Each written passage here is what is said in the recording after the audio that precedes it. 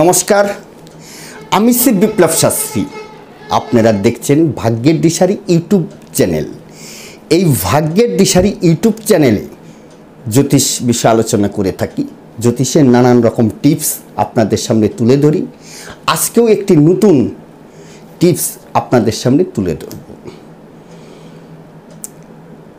টিপসটি খুবই কার্যকারী। যদি ভক্তি সহকারে আপনারা করতে পারেন, ফল নিজেরাই বুঝতে পারবেন। শুধু ভক্তি সহকারে কাজটি করবেন। যাদের অর্থনৈতিক সমস্যা চলছে, ভালো সময় চলছিল আপনাদের, আপনি ব্যবসা বাণিজ্য করছেন, ব্যবসা ভালো চলছিল, আপনার পরিবারের মানসিক শান্তি সবার মধ্যেই আছে, এক কথায় খুব ভালো সময় আপনার চলছে। কিন্তু হঠাৎ করেই আস্তে আস্তে আপনাদের অর্থনৈতিক অবস্থাটা খারাপ হচ্ছে। আপনি বুঝতেই পারছেন না কেন অর্থনৈতিক অবস্থাটা আস্তে আস্তে খারাপের দিকে যাচ্ছে।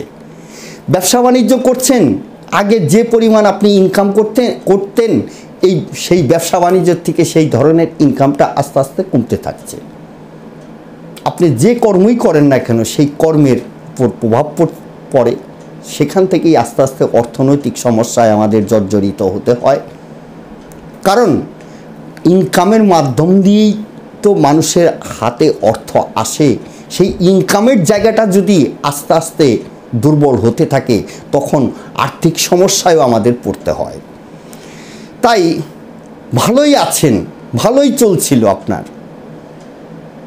আপনার ভিতরে সুখ শান্তিও বিরাজ করছিল, পরিবারকে নিয়ে আপনি ভালোই আছেন, ভালো ব্যবসাও করছেন।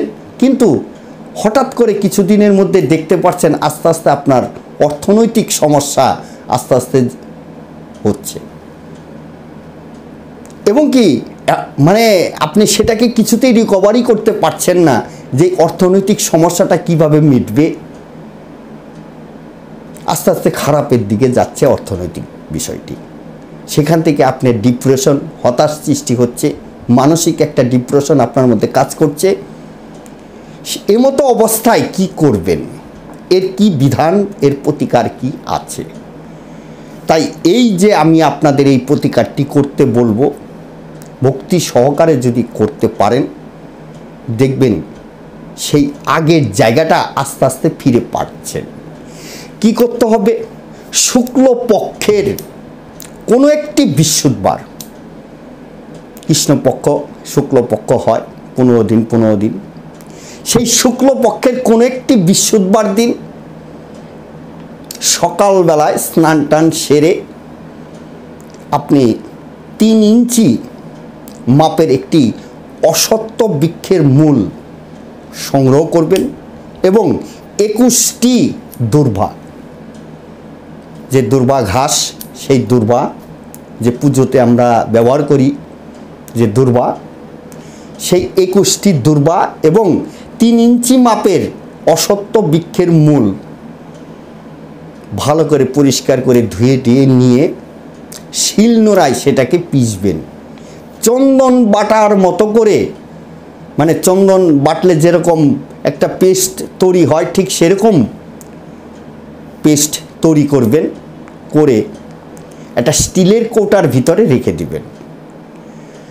প্রত্যেক দিন যখন আপনি স্নান করেন, সকালবেলায় স্নান টান সেরে যখন আপনি কর্মস্থলে যাবেন, আপনি হয়তো দোকানদারি করেন, সেই দোকানে যাবেন, যে কর্মই করুক না কেন, যদি আপনি অফিসে যান তাহলে সকালবেলায় তো স্নান সেরেই অফিসে যান।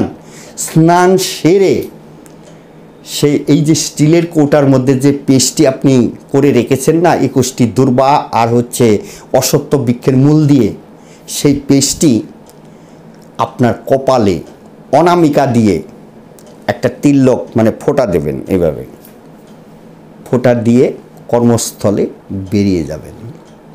এই প্রক্রিয়াটি করতে থাকুন, দেখবেন কিছুদিনের মধ্যেই আপনার যে আগের অবস্থা, ভালো সময় চলছিল, সেই জায়গাটা আবার ফিরে পাচ্ছেন। কিন্তু ভক্তি সহকারে আপনাকে করে যেতে হবে। খুবই একটি সুন্দর এবং খুবই শক্তিশালী একটি টিপস। শুধু ভক্তি সহকারে করতে হবে। বিশ্বাসে মিলাই বস্তু, তর্কে বহুদূর। যাই হোক, নতুন দর্শক বন্ধুদের বলবো, আমার এই চ্যানেলটিকে আপনারা একটু সাবস্ক্রাইব করবেন। এই কাজটি করলে কি হয়, আমার মনের উৎসাহটা বেড়ে যায় পরবর্তী আরেকটা নতুন ভিডিও বানানোর। তাই তো বারবার অনুরোধ করে থাকি। যাই হোক, যাদের এই সমস্যা চলছে তারা এই প্রক্রিয়াটি করুন, প্রতিকারটি করুন। কিছুদিনের মধ্যেই দেখবেন আপনাদের যে সমস্যা, সেই সমস্যা থেকে আপনারা আস্তে আস্তে মুক্তি পাচ্ছেন। আপনারা করার পরে যখন এই ফলটি বুঝতে পারবেন, আপনারা আমাকে কিন্তু কমেন্টস বক্সে জানাবেন। এটাই আশা রাখি আপনাদের কাছে। নমস্কার।